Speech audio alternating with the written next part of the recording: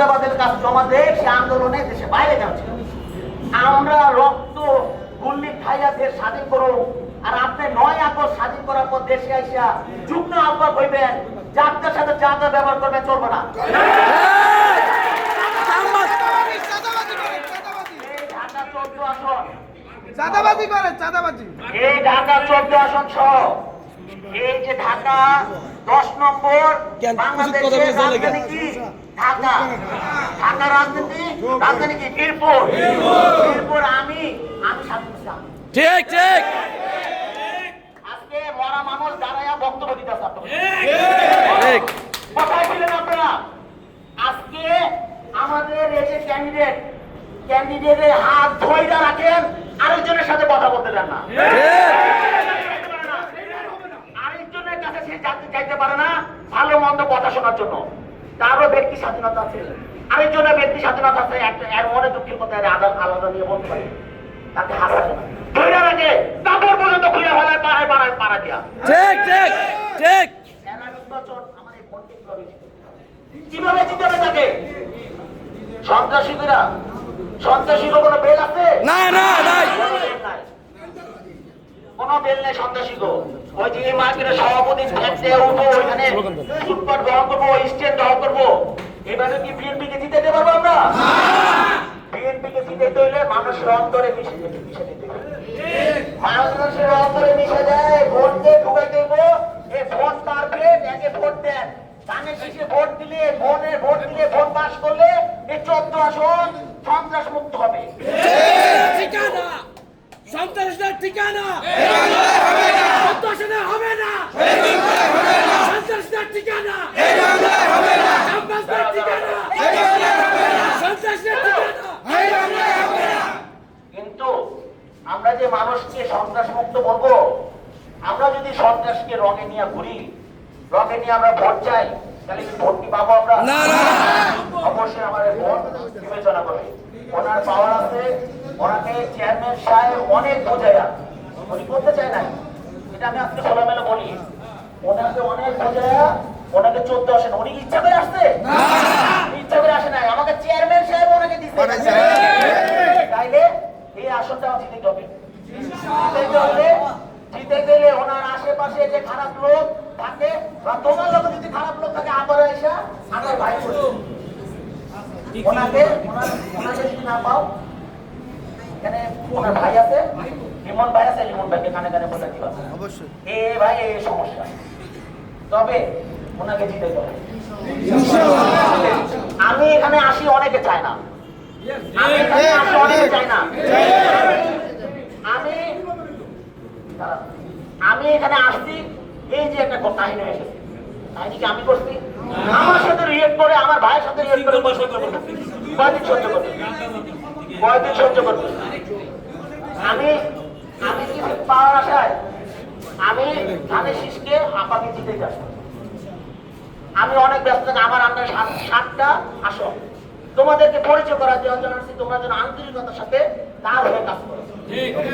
এখন আমি খারাপ, আমার সাথে 2জন খারাপ আছে, আমার সাথে কাজ করে আরো 10 জন আসবে, আবার কাজ আরো বাড়বে। এটা কি আবার জন্য ভালো না? ভালো ভালো না, ভালো না তো, ভালো না। কেন ভালো না জানো? 10 জনকে আসার সুযোগ তারা দেয় না। সে যে আন্তরিকতার সাথে, তোমরা যে আন্তরিকতার সাথে ওয়ার্ডে যাবো, জিজ্ঞেস করো আমার কোনো বাসা আমার 70 ভাগ কাজ আমাকে তখন চেয়ারম্যান সাহেব কাজ করতে বলছে যে ঠিক আছে মিরাজ তুমি কাজ করো, আমার তখন অনেক দূর। আমি 7 মাস কাজ করে আমার 70 ভাগ কাজ আমি 31টা ইয়ে করছি, উঠান বৈঠক করছি, 30টা উপরে মত বিনিময় সভা করছি, মসজিদ মাদ্রাসা এটা সেটা মানুষের সেবা তো আমি করছি, অনেক করছি। হ্যাঁ, কিন্তু এই যে 7টা মাস ব্যয় করলাম দলের জন্য, ধানের শীষের জন্য, তো আপাকে যদি দিচ্ছে, আপনার সময় আছে? 2 মাসও সময় নাই। কিন্তু এখন যদি এই ধরনের ঘটনা ঘটে, কিভাবে কাজ করবো, কিভাবে পাস করবো? জবাব দিয়ে যাতে আপা চেয়ারম্যান সাহেবের কাছে কে দিবে জবাব? আমিও কিন্তু দিব, যেহেতু আমার আন্ডারে মহানগরের একটা সেক্রেটারি আছে, একজনের কিন্তু নাই, আর নাই আছে? আমার আন্ডারে কোনো মহানগরের সেক্রেটারি আছে? নাই নাই। আমারও দিতে হবে। আমাকে কাজ করার ফোনও দিতে হবে, আমাকে সম্মানও দিতে হবে। প্রোটোকল হিসাবে আমার পাশে আমি বসি, আপা কিন্তু আমার নিজের সাথে চেয়ার বলে দেয়। অনেকে পাশে বসে থাকে, সদস্য পর্যন্ত পাশে বসে থাকে, উঠে না। এই যে লাগায় পাতার মধ্যে চেয়ার, সে প্রোগ্রাম শুরু হওয়ার আগে চলে যায়, বসে থাকে। প্রোগ্রাম শুরু হওয়ার আগে আমি যে দেখি না, আমার 10 চোখ, আমি দেখি না তা না, আমি কিন্তু দেখি। কে কি করে? তুমি যে পরিমাণ ফ্যাসলামি করবা, এই পরিমাণ ফ্যাসলামি আমি মিনাজ করতে পারি না। আমার দরকার নেই 5 জনের পর বক্তব্য দেবো, ফ্যাসলামি আমার দ্বারা হবে না। রাজনীতি ফ্যাসলামি, ওই ফ্যাসলামি আমি করতে পারি না। যে ফ্যাসলামি চলতে এই যে প্রোটোকল, বক্তব্য, চেয়ারে বসা, আমি দেখেন কোনো প্রোগ্রামে এখানে আপা আছে, এখানে অনেকে সিনিয়র আছে, আমি কোনো প্রোগ্রামে এ পর্যন্ত রিয়েক্ট করছি না, আমি বসা নিয়ে কোনো রিয়েক্ট করছি না।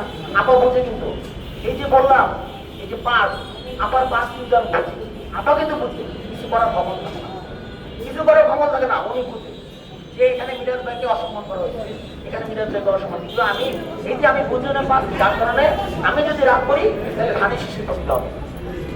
এই ধরনের অনেকক্ষণ বললাম, আপা কি করবো জানি না, অনেকক্ষণ বললাম, তোমাদের পরিচিত করার জন্য আসলাম। আমার এত বক্তব্য দেওয়ার কথা ছিল না, এক এক করে পরিচয় দিতাম, তোমরা যদি কিছু বলার বলতাম, তাই যে আমার কাছে আমার কথা ছিল আমি এখানে একটা সমস্যা হয়ে গেছে। তোমাদের কাছে বিনীত অনুরোধ, এই ধরনের সমস্যা সহ্য করবা, কিন্তু রিয়েক্ট করবা না। রিয়েক্ট করলে এই যে পরিস্থিতি হয়েছে, এই পরিস্থিতি ব্যাপক আকারে ধারণ করবে। আমি চাই না এই পরিস্থিতি ধানের শিশুর ক্ষতি হোক। মানুষ ভাবো ওই যে আমাদের কিন্তু একটা ভোট প্রতিদ্বন্দ্বী আছে, এই যে দাঁড়িপাল্লা, এরা হাসাহাসি করবে, নিউজ হবে, আমাকে নিয়ে নিউজ হবে, আমাকে নিয়ে নিউজ হবে, এ ধরনের কোনো কাজ করা। কেউ কিছু বললে আমাকে বলবো, আমি আমাকে জানা দিব যে আপা এই ধরে করছি, আমার বিষয় কিন্তু উনি জানেন। তারপর আজকে যে বিষয় এটা করা উচিত ছিল না, মাত্রাটা অতিমাত্র হয়ে গেছে। প্রতিবার এরকম রিলেট ভগবান নিজেকেও একটা করতে হয়। আমার যে যত ক্ষমতা আছে, ক্ষমতা যা আমার নাই, আবার হয়তো আরো বেশি আছে, যেটা আমার না। সবাই কিন্তু এক না, কিন্তু যে করে সে কিন্তু পাগল, সে বোঝা উচিত, সে একটা দায়িত্বশীল জায়গায় কাজ করতেছে, তারও কাজে উচিত।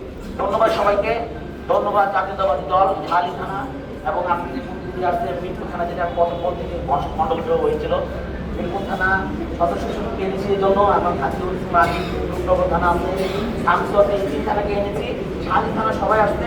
এই 3 থানাকে আপনি সময় দিয়ে দেবেন, এই 3 থানাকে নিয়ে আমি পরে বলবো, এই জন্য প্রতিনিধি আসছে। ধন্যবাদ সবাইকে।